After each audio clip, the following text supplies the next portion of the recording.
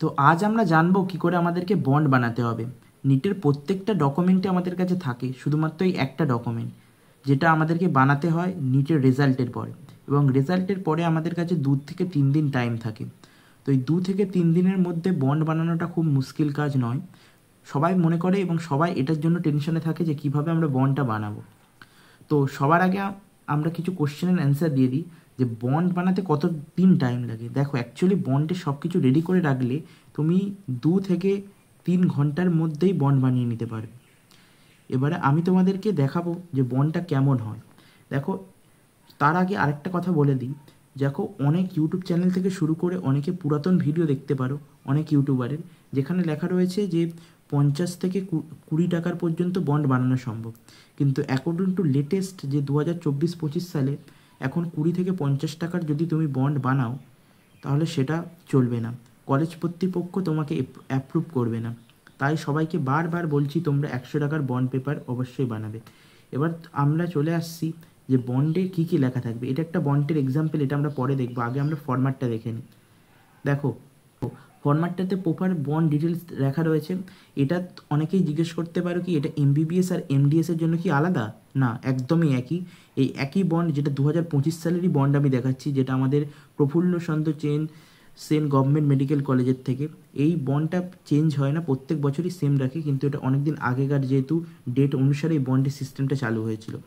তো বন্ডটা তোমাদেরকে বানাতে গেলে এরকমভাবে বন্ডের ফরম্যাট থাকবে। এই ফরম্যাটটা নিয়ে তোমরা চলে যাবে কোর্টের লোকের কাছে, গেলেই তারা তোমাদেরকে বলে দেবে। তোমাদের সবথেকে প্রথম স্টেপ যেটা হবে সেটা হচ্ছে 100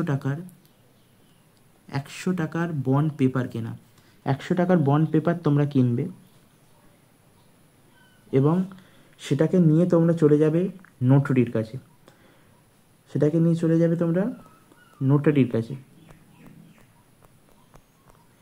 এবং নোটারি তোমাকে সবার আগে এরকম স্ট্যাম্প লাগিয়ে দেবে। এই যে স্ট্যাম্পটা দেখতে পাচ্ছ, এরকম একটা এখানে আর একটা এখানে আর একটা পিছনে, ওরা জানে যে কোথায় লাগাতে হবে, ওরা ঠিক লাগিয়ে দেবে নোটারিতে লাগানোর পরে তোমাদেরকে যোগাযোগ করতে হবে অ্যাডভোকেটের কাছে। এবারে কী কী লিখতে হবে সেটা দেখে নাও। তোমরা অবশ্যই মনে রাখবে যে তোমরা যে সব ডিটেলস ফিল আপ করছো সেগুলো প্রপার যেন হয়। মানে এখানে যে নামটা লিখবে, নামের স্পেলিংটা চেক করে নেবে। এখানে সন ডটার যেটা রয়েছে, যদি তুমি সন হও তাহলে সন হবে, ডটারটা তুমি রাখবেই না। ওদেরকে বলে দেবে ওগুলো ওরা টাইপ করে লিখে দেবে। এখানে তুমি কোথায় থাকো সেটা লিখবে, ডিস্ট্রিক্ট পিনকোড লিখবে, এবং এখানে তুমি যে কলেজে চান্স পাচ্ছ সেই কলেজের নাম লিখবে। এবার দেখো, অনেকেই বলতে পারো যে এই জায়গাটা আমরা ফাঁকা রাখবো। এই জায়গাটা ফাঁকা রাখলে চলবে না। অনেকে ভাবছো এই জায়গাটা ফাঁকা রেখে আমরা হ্যান্ড রিটেন করবো, কিন্তু এখন হ্যান্ড রিটেন এক্সেপ্টেড নয়। এটা রয়েছে অ্যাডমিশন বুলেটিনে প্রফুল্ল চন্দ্রী, যে bond must be computer printed or typewritten on appropriate denomination non judicial stamp paper. Information at the blank must be inter computer printed or typewritten, handwritten is not accepted. তো আগেকার অনেক ভিডিওতে তোমরা দেখতে পাচ্ছ handwritten accepted, কিন্তু handwritten actually accepted নয়। তো ক্যান্ডিডেটকে ফিলিং ব্ল্যাঙ্কসটা ক্লিয়ার প্রিন্ট করতে হবে নোটারাইজডের সাহায্যে। তো বুঝে গেলে। এবং এখানে এটা যেটা রয়েছে, note local gate may be close during festive season, যেহেতু রাউন্ড 3-তে টাইমে হচ্ছে ফেস্টিভ সিজন হওয়ার চান্সেস রয়েছে, তাই এটা দেখা রয়েছে। তো বুঝতে পারলে আশা করি। তারপরে এই যে 1 লাখ টাকার বন্ড রয়েছে এবং এরকমভাবে যেরকম রয়েছে তেমনভাবে লিখতে হবে। লিখে তারপরে সবার শেষে এখানেও তোমাদের কলেজের নামটা লিখতে হবে, এবং সর্বশেষে এখানে সিগনেচার হবে ক্যান্ডিডেটের, এখানে নেম হবে, এখানে ডেট, এখানে প্লেস হবে, এখানে উইটনেসটা কি তোমার সাথে একজনকে নিয়ে যেতে হবে। এটা তোমার বাবা কিংবা মা হলে চলবে না, এটা তোমার জানাশোনা কোনো রিলেটিভ হবে, কিংবা তোমার বন্ধু যদি তোমার সাথে যায় সেও করতে পারে। 18+ বয়স হতে হবে, এবং সবার শেষে এখানে প্লেস আরেকবার লেখা হবে। এবার দেখো এই বন্ডে কী বলতে চেয়েছে, যে তোমাদেরকে 1 লাখ টাকা ডিপোজিট করতে হবে। একদমই না, তোমাদের এখানে 1 লাখ টাকা ডিপোজিট করতে হবে না। এখানে যদি তোমরা কলেজ ছেড়ে দাও তখন তোমাদেরকে 1 লাখ টাকা দিতে হতে পারে। তার সাথে আমরা দেখে নেব কী কী ডকুমেন্টস তোমাদের লাগতে পারে। ডকুমেন্ট হিসাবে তোমার আধার কার্ড নামের ভেরিফিকেশনের জন্য, এবং ভোটার কার্ড অ্যাড্রেসের জন্য, এবং অ্যালটমেন্ট মেটার তুমি কোন কলেজ পেতে চলেছো সেটা লেখার জন্য লাগবে। এবং সাথে সাথে প্যারেন্টসের ভোটার কার্ড এবং আধার কার্ড, এটা অপশনাল। হয়তো কিছু কিছু কোর্টের অ্যাডভোকেট চাইতে পারে, কিছু কিছু কোর্টে নাও চাইতে পারে।